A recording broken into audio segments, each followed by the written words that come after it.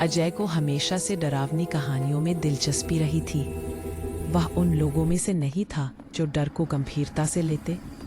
उसके लिए डर सिर्फ मज़ेदार था और वह हमेशा नई जगहों और रहस्यों की खोज करता रहता। एक दिन उसने सुना कि शहर के पुराने हिस्से में एक पुरानी हवेली है जिसे लोग काली हवेली कहते हैं। कहते हैं यहाँ एक काला आईना रखा है जिसे देखने वाला कभी वापस नहीं आता।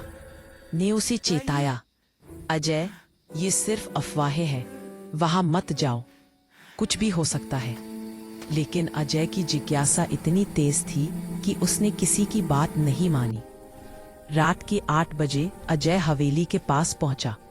हवेली इतनी पुरानी और टूटी फूटी थी कि उसे देखते ही उसके भीतर हल्की सिहरन दौड़ गई।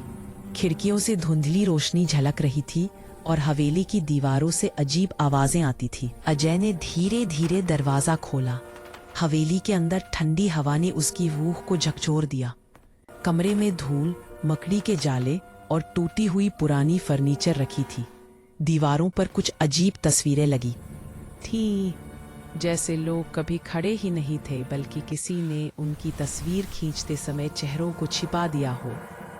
कमरे के कोने में वह काला आईना खड़ा था। अजय के कदमों की आहट और उसकी सांस की आवाज कमरे में गूंज रही थी।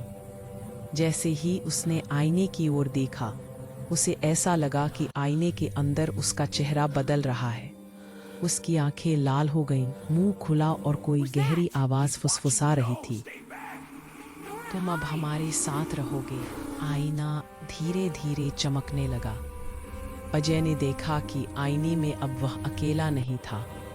उसके पीछे अंधेरी परछाइयां थी जो धीरे धीरे उसके चेहरे की ओर बढ़ रही थी।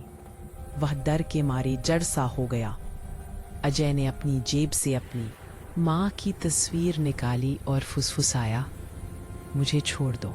लेकिन आईने की फुसफुसाहट ने उसकी आवाज़ दबा दी, अब तुम्हारा समय खत्म है। जैसे ही आईने की चमक तेज हुई, अजय को लगा कि कोई उसे खींच रहा है। वह भागने की कोशिश करता रहा, लेकिन हर कदम पर जमीन खिसकती हुई लग रही थी।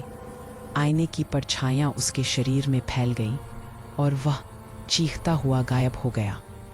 अगली सुबह पड़ोसियों ने देखा कि हवेली का दरवाज़ा खुला हुआ था। अंदर जाकर उन्होंने देखा कि आईना टूटा हुआ था और अजय कहीं दिखाई नहीं दे रहा था। हवेली अब खाली थी, लेकिन अंदर की ठंडी हवा और अजीब फुसफुसाहटें अब भी सुनाई देती थी।